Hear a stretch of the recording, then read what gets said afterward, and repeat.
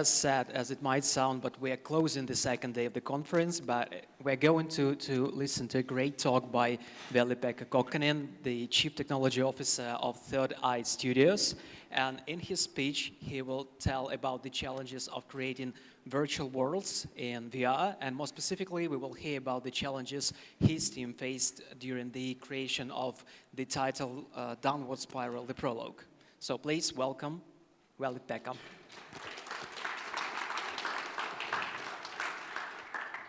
Thank you, everyone, and thank you for the introduction as well.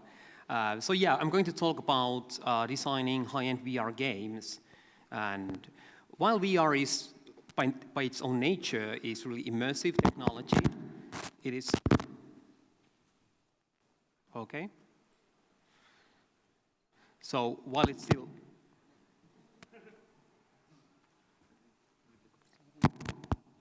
Okay, better? Fixed. So it's still an illusion, and that illusion can be broken really, really fast and really easily. So a little bit about myself before I go deep into all of the issues. A little bit my history. I started making games when I was like really small, back when Commodore 64 and Amiga was kind of like a thing. And I think it's roughly 20 years since I made my first 3D engine. And it was time before the GPUs, so it was like most like software rendering. And during my years at the industry, I've been lucky to spend years at Unity Technologies on making 2D animation lighting tools that are now used by hundreds and thousands of developers out there, and being able to work on amazing projects like Ori and the Blind Forest, and also like alongside with Unity, I feel like a little bit responsible for like, you know, a little bit of the bugs that everybody's like having problems on the daily life, but still it's been an amazing ride on, you know, being part of like thousands of game productions. So what I work right now is I try to take all that history, all my learnings during the years, and utilize that to make amazing looking VR games. So the game we are working right now is a sci-fi action adventure game for single and multiplayer game modes. And we released what we call the Downward Spiral Prologue start of this year. And it's this very short prologue game for our bigger production that is still on its way. I have a little trailer video of this one, so we know a little bit more about context that, you know, what we're talking about.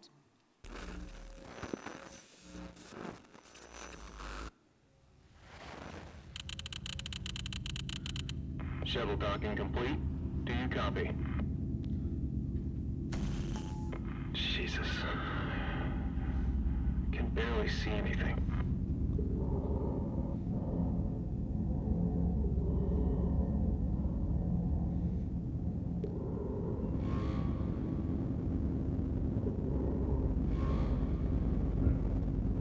Damn, it's dark.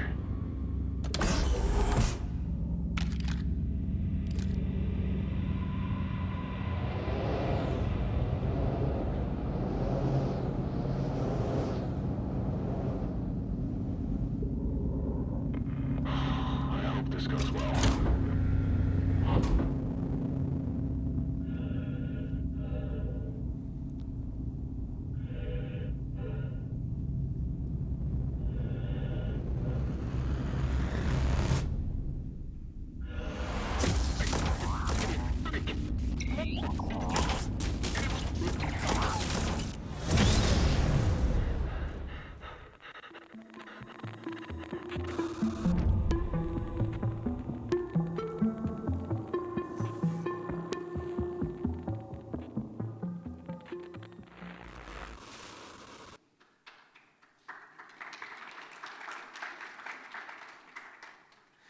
So as you notice, the game is taking a lot of inspiration from old sci-fi movies from 60s and 70s, like Space Odyssey 2001, the original Star Trek series, and a little bit from the original Star Wars movies as well. And when we started making this one, we have there's some certain things that we knew about VR, and we knew that free movement will make everyone sick. And we know that there's different technologies that allows different scale of moving, like Vive has a room scale, and so forth. And there will be performance limitations. So everything has to run 90 frames per second, or otherwise people get sick. But what I didn't know is that like 90 frames per second doesn't actually mean 11 milliseconds per frame that we have rendering time. In practice, we have pretty much 7 milliseconds, or 7.5 or 8, and if we go over that, everything starts getting jaggy and people get sick, which was extremely challenging because all the players, they're expecting, of course, similar high-end graphics that you have for consoles and PC that run 60 frames per second. But in there, you actually have twice as much of frame time for actual rendering. And we also have a problem of like, how do we even tell stories in VR? So since this is our first VR game, so this is pretty much our knowledge base of the VR. It's like, okay, there's this bunch of problems that we don't know how to solve, and then it's all about like, let's try to solve all of these ones, and let's continue from there. And like every new platform, you have to know what are the limitations. So when smartphones came to the market, of course, like people were trying to take the keyboard and mouse controls and just jam them into the game, but that doesn't really work. And the same thing is with the VR. So in our process, like first we started to figure out, okay, what can be tracked? So we can track hand position, rotation, and same thing for the head as well. And there was different kind of technologies out there, like Vive, Oculus, PlayStation VR, and all of them, they provide different spatial area that you can actually move around. And other one is the mobile or desktop.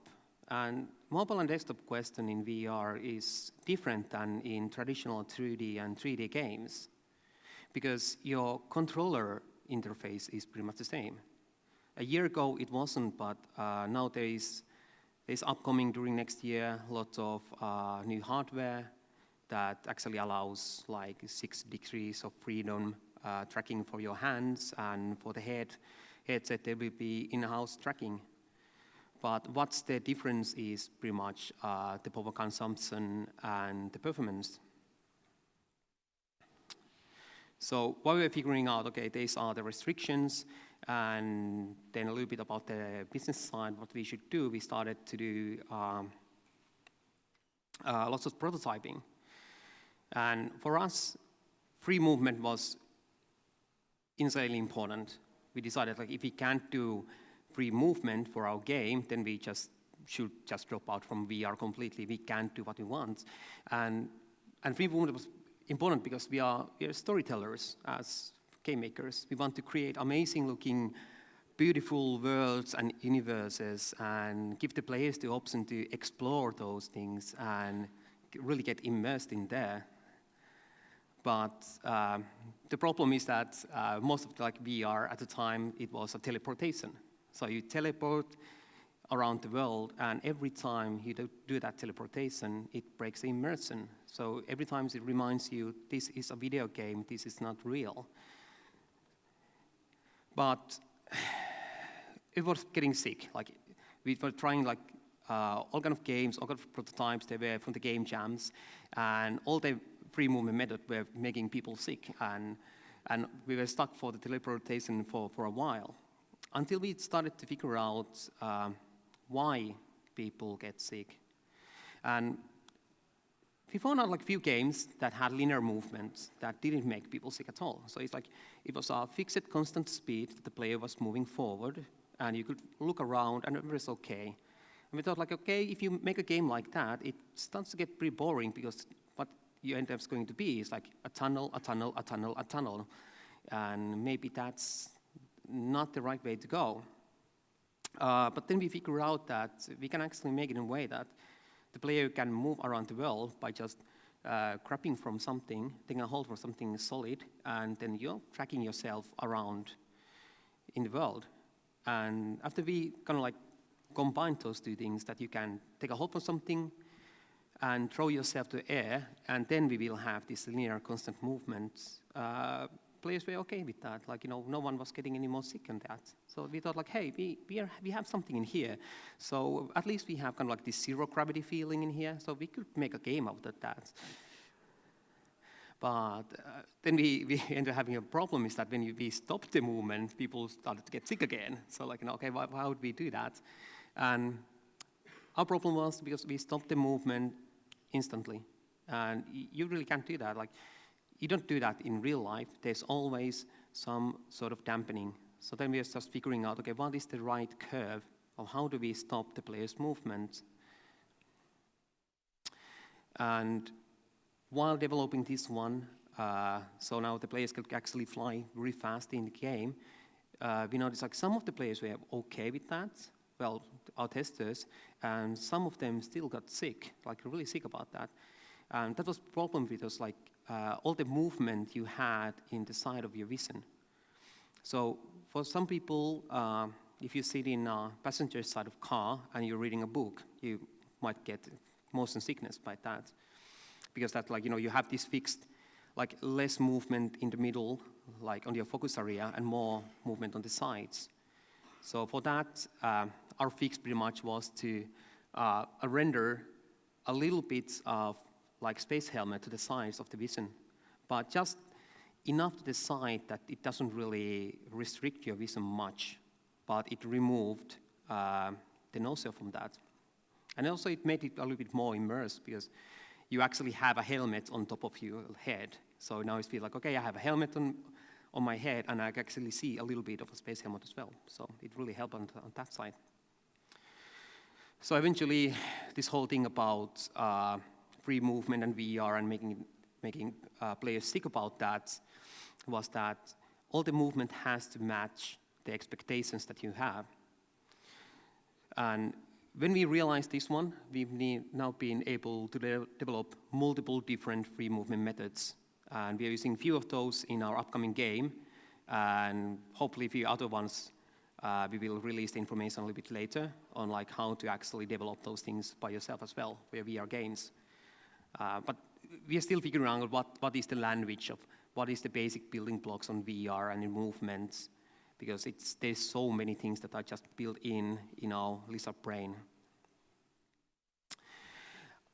Other things, like after we got the free movement side worked out, we noticed that, okay, we can make a sci-fi game out of that, zero gravity, but this abandoned space station was it felt really cold. So then we decided, okay, let's make this as a co-op game as well. So, we can have an online co-op, somebody joining. And that is, I would say, like the most amazing thing I've ever done was actually like this moment. And we started to get everything working eventually on the multiplayer side. And because on VR multiplayer, all your hand and head movement is also synchronized, so you have a body language. So when you're playing a friend, you can actually notice, oh, this is my friend. He actually moves exactly like that always. So while you're both moving and flying through the space, it really feels like you're sharing that whole space together, which made it really amazing. So for the player interactions, we decided that, okay, let's make everything physical, since VR is all about motion control, so you can do everything with your body, so let's make everything big and powerful. So no small little things, like let's make big levers and things you pull and push and make it feel like really physical, that you have to really use your body. And that was pretty much like our only guideline for everything inside of the game. And that's, of course, like it's brilliant, like because all the buttons, switches, sliders, we know how to use them. We have them everywhere in our normal life, like door handles. So we don't really need a tutorial on how you press a button, except we do. But it's different. It's all about hand poses. And this might be like everybody knows this whole thing, but, well, I haven't done VR before, so for me it was a completely new thing of thinking about your hands and then figuring out that that's actually the language you have as a game designer and interaction designer for the player. And then I noticed like we are really precise about our hands, because And it kind of makes sense because most of our lifetime, we just, well, that's the only body part we pretty much see is the hands, and we are watching our hands all the time. So it has lots of all kind of micro movement, certain poses. And so in this case, we like moving from like relaxed hand animation to just having an index finger so the player knows how you use the interface. Same thing for the buttons. But for example, if there are something like knobs that needs to be rotated, on those cases, well, we use a different hand pose for that. So when we just show like this certain like knob like hand pose, player instantly knows that, okay, this is how I rotate things. And at the start when we are doing these whole zero gravity movements, well, we had a really hard time of explaining the players of how like, you can actually take a hold from anything at all and then just, start moving and tracking yourself around. And it kind of makes sense because we know none of us has actually been in zero gravity. So eventually we figured it out in a way that I was looking at just the people around the office, and I noticed this one certain simple pattern that every time someone reached out for a mouse, they did this one. They just opened the palm of their hand. Every time they reach out anything at all, like a handle for the door or a bottle of water, you always automatically just open up your hand, and then I figure out, this is it, that's it.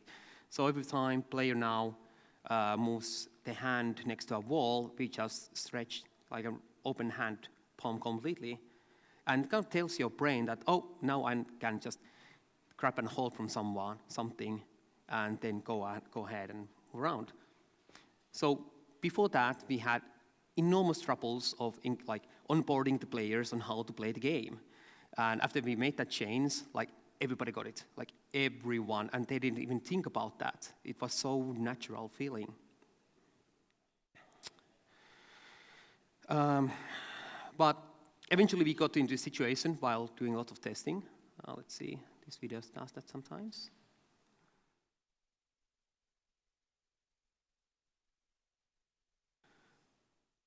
Okay, well, no video.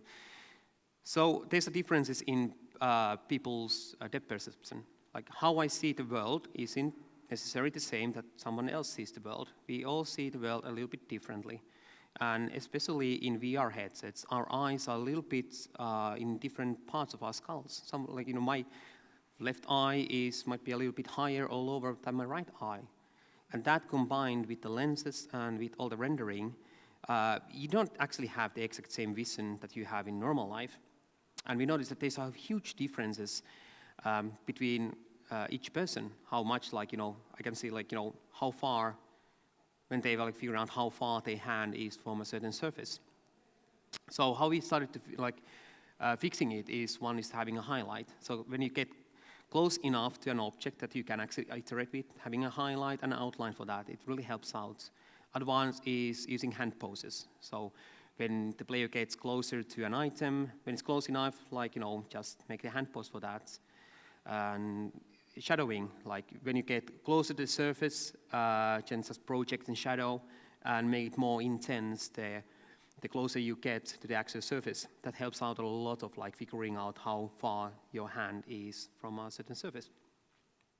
And then we noticed that, okay, we're doing all of this one to help out figuring out how do we make the test player to press a button.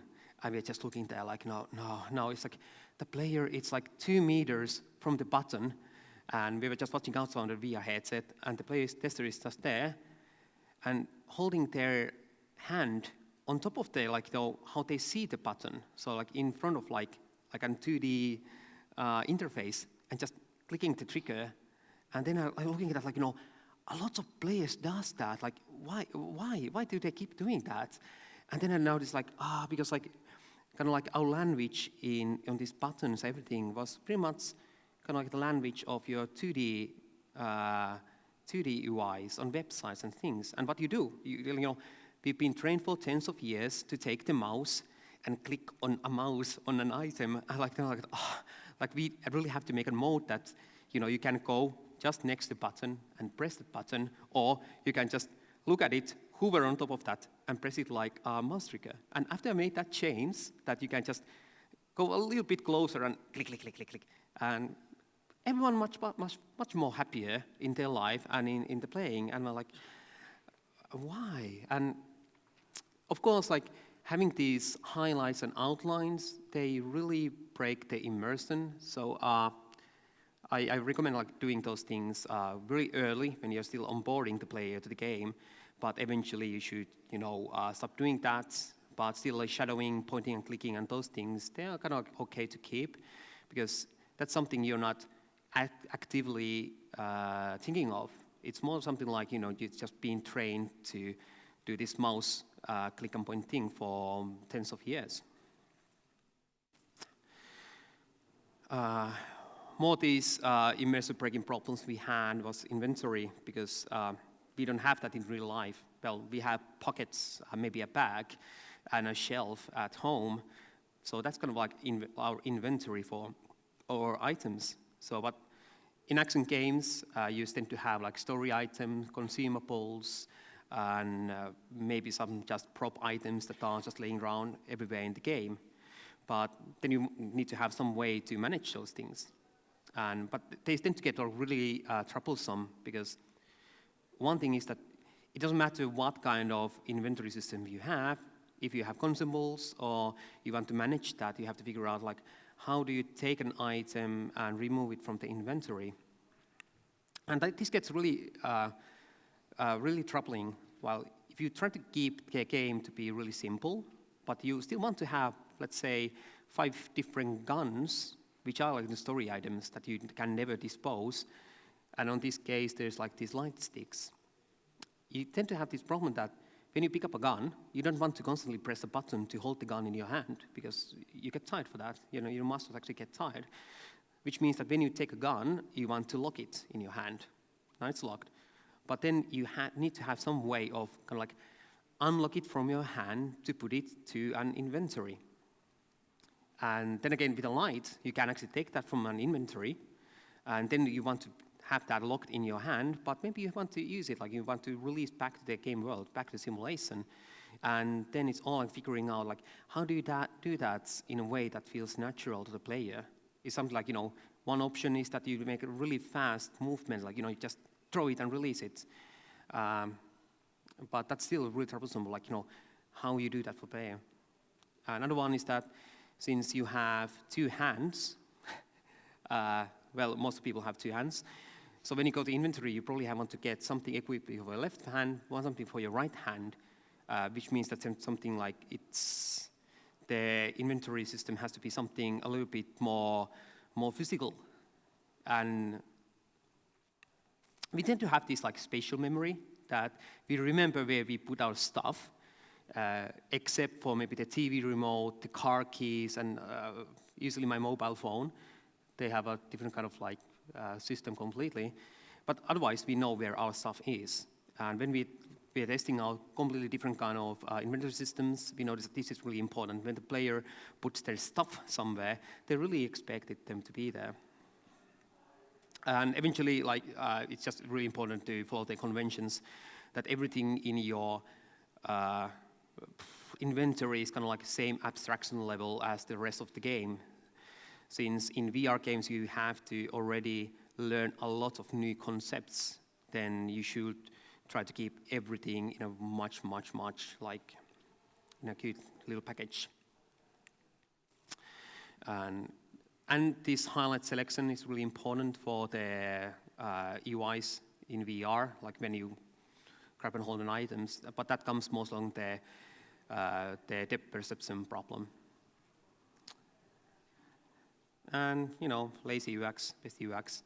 So since in VR, you are doing everything by your hands, so if there's something that player needs to do a lot and really often, so on that, you should keep all the interactions of those things just in front of the player, so you don't have to use your muscles that much. And of course, they then keep on the level design. They should be more about this thing you pull from different directions and do that movement. So it gives a little bit more contrast to for your body movement and keeps it much more nicer to play otherwise, more comfortable. Audio is an enormous topic on VR, so I'm just gonna scrape the surface just a little bit. And few big things that we learned about VR and audio is that after we made the whole audio design for levels, we noticed that they feel a little bit off. Like we had all the audio sources inside of the room, for example, and then we noticed that when the player got next to a wall, or when we got next to a wall, the wall kind of felt like paper thin. It's just a few polygons, and it didn't feel like really solid. And then we noticed that, okay, we actually have to add lots of audio sources just outside of the walls that are a little bit muffled, like big machinery noises, engine noises, humming. And after that, you have a little bit of feeling of, okay, this actually is a really solid, large, thick wall, and there's a big universe behind that. And Foley was other one. Like, imagine that you are wearing leather suits or like metallic armor. So every time when you move your arms, everything makes sound. You can, even right now, if you're moving your arms around, you can hear your shirt moving, your jacket moving, and all of that stuff. And other one, we noticed that the contact sounds. So if I take my hand on any kind of surface and just move my fingers, I instantly know how rough or how hard or soft that surface is. And those are the sounds like, it really brings the immersion and things that you only notice if they're lacking, if you don't have those things. The ambience is actually pretty much the same as normal console and PC games. And I'm more like about ambience, maybe the flowing like audio that we got from having a zero gravity game. So since you're flying through a room, there's different electrical devices there that are keeping beeping sounds or humming or zirping sounds. So then like the ambience is more like about the transition in the space itself, and which is really important. So that kind of makes your soundtrack in a lot of ways. Few things about the player guidance. We have this concept of degrees of information, which means that right now I have, like in this room, I have like 360 degrees of information. Like, there's a lot of stuff in here, and I'm just starting to make the mental map where everything is around.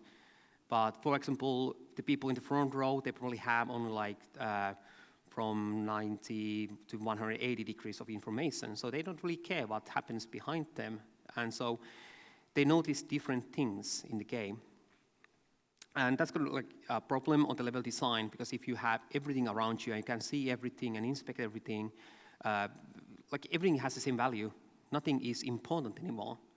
So if you want to pinpoint something where play is supposed to go or what is really important, you have to use really high contrast and much, much higher than normally on PC console games. It has to be like really, really dark black and really boring. Like, there's nothing to see here. It's just red light, 1, and then there's this one big blinking button.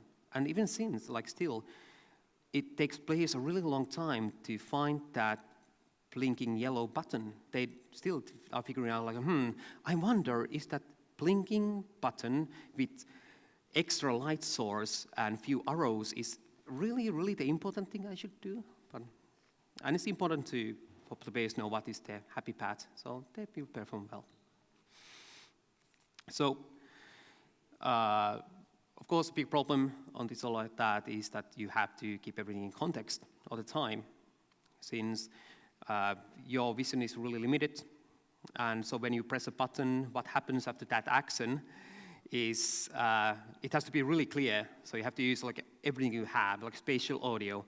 And this was a really problematic like moment. We have on upstairs, there's a door, and lights are off in there, so it's completely black. So when we press this button, we will open the door, but you don't see it actually the door. So what you hear is this: you have the spatial sound of like door opening and lights coming up. Everything is ready for the upstairs, and we had lots of trouble for like explaining that to player that this is the language of the game. Because we can't do cutscenes, you can't take player and move the player's camera in somewhere, like, hey, you press the button and now you solved the puzzle and this door before opened. Pretty much only thing you have is security cameras. So this is one of the earlier versions that we have for the player's movement tutorial. And a little bit of that, we had a lot of trouble on that. Of course, like I say, like, telling people that they are in zero gravity and they can move themselves by tracking. So eventually we came up with this solution where we are constantly restricting the amount of information you have. You start with only having your controllers, where we teach this outline method that we have outlines for things, and eventually these outlines becomes your hands. And then little by little, we are adding more information for the player. Of course, this is completely non-immersive at all, but at the moment when the player starts playing and puts the helmets on, mentally that the player is still in this room doing this, living their normal life. So for a pretty long period, maybe like 10, 15 minutes, at least 5 to 10 minutes, it's okay to break all the immersion because the player isn't really there yet mentally, so it's fine to do these sort of things. What we noticed that was important by just iterating and designing tutorials that you have to record everything from inside of the game, but especially outside of the game. So you need to have video recordings of players actually playing the content. Because then you can see, like, how do they actually use their body? And there are different types of people. Some are much more kind of like natural, like they feel more comfortable by using a lot of space around. And some players are more like, okay, just gonna do these kind of things. And it really helps out on figuring out what are the problems on the onboarding process on the game. And the thing is that, hey, we actually have standards in our real life. We're actually using it probably in here as well, or we are not. Well, there's exit signs, they're green, so that's something.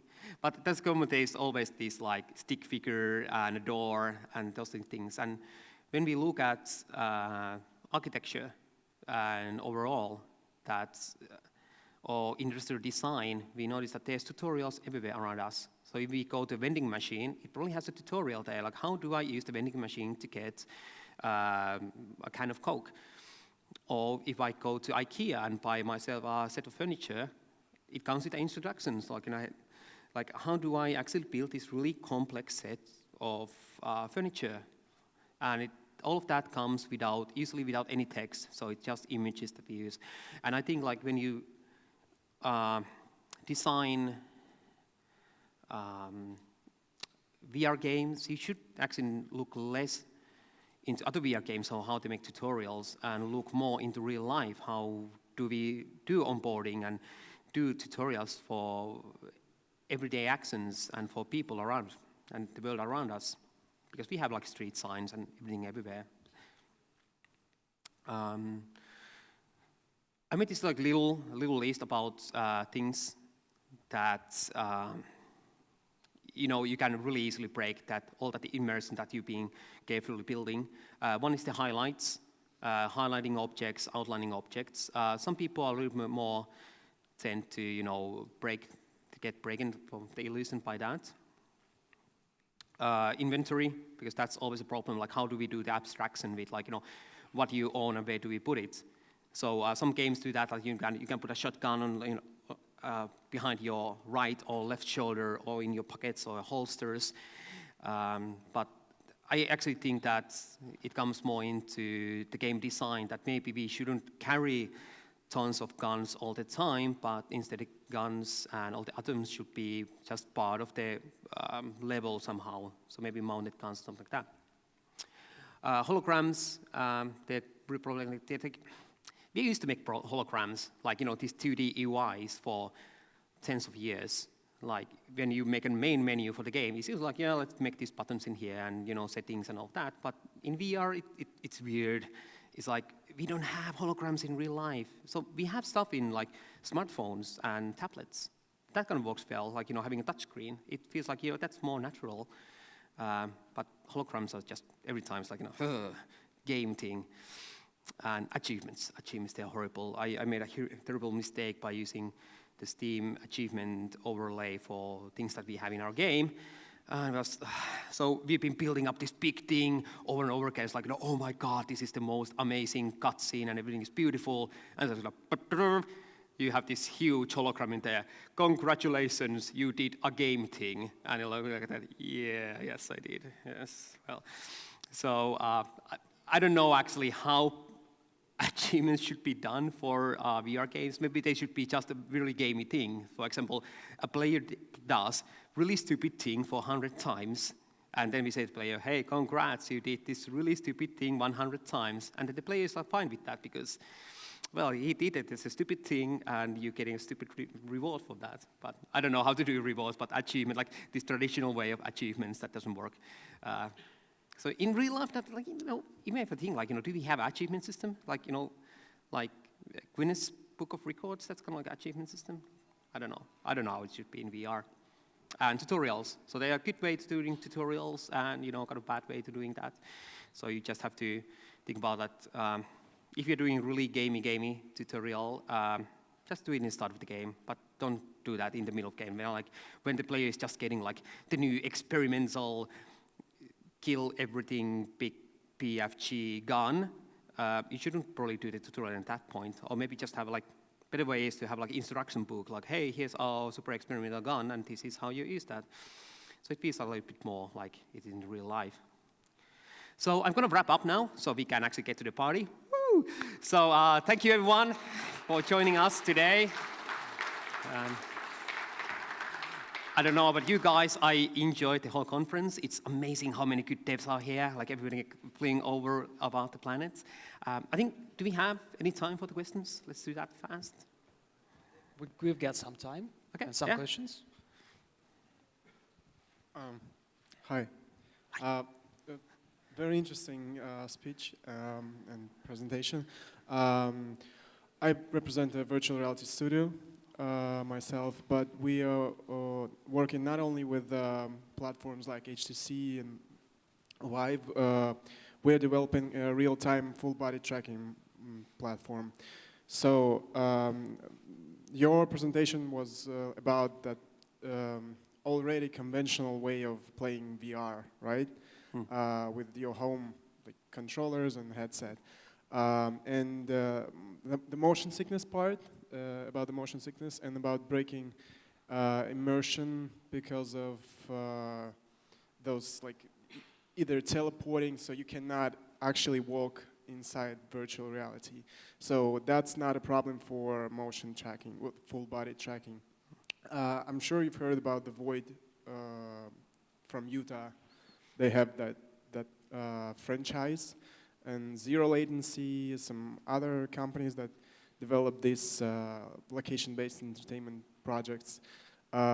So what do you think about that yourself? So is your studio thinking about developing projects for location-based entertainment platforms?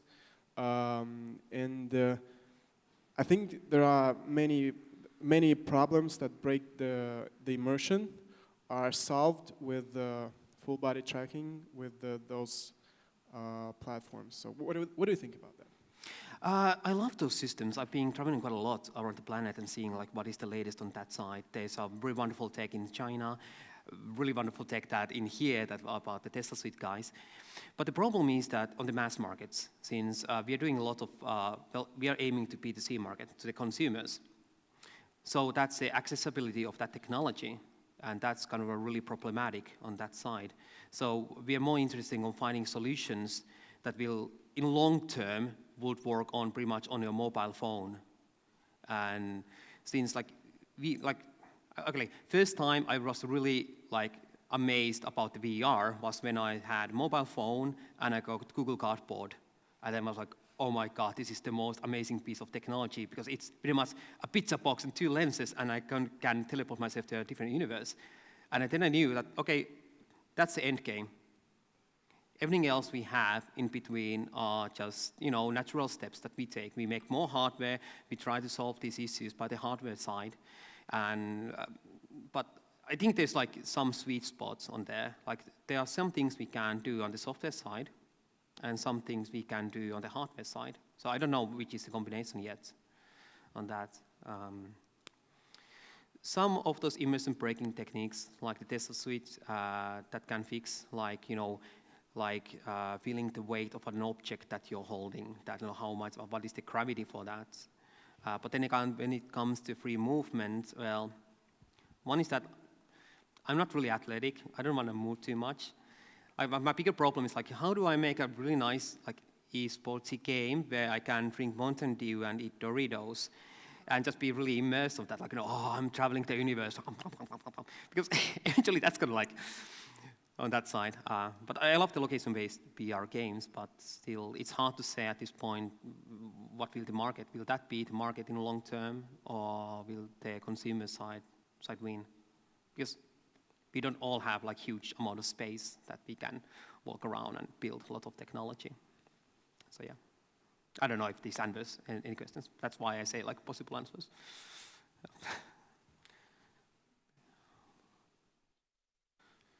Hi, I really love your movement system, this movement mechanic that you just grab the environment. But is it limited only by space games? Does it mean that your future games of your studio also be limited to space environment?